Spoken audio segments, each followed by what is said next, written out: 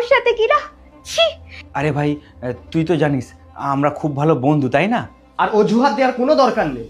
আমরা তোমাদের ধরার জন্য আগে থেকেই প্ল্যান করেছিলাম, আর এখন তো সিওর হয়ে গেলাম। আর তোমাদের লজ্জা করে না বিয়ের পরেও এরকম করতে?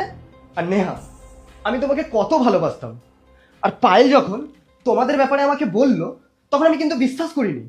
কিন্তু আমার এটাই সব থেকে বড় ভুল ছিল। পায়েল, শোনো না, আমরা একটু সাইডে গিয়ে কথা বলি। আর কথা বলে কোনো লাভ নেই। কি বলবে তুমি আমাকে? আমি এরকম একটা লোকের সাথে কোনো দিনই থাকতে পারবো না যে আমার সাথে বিশ্বাসঘাতকতা করে। আমি বাপের বাড়ি চলে যাব, আর ডিভোর্স পেপার আমি তোমাকে ঠিক পাঠিয়ে দেবো। রাজ, তুমি কি করবে তুমি ঠিক করে নাও। আমি আবার কি করব? তোমার যে ডিসিশন আমারও সেম ডিসিশন। আর এরকম একটা মেয়ের সঙ্গে আমি জেনে বুঝে এটা কখনোই সম্ভব নয়। ব্যাস, তাহলে আমরা দুজনেই তোমাদের রাস্তা থেকে সরে গেলাম। এবার তোমরা থাকো একসাথে। চলো রাজ।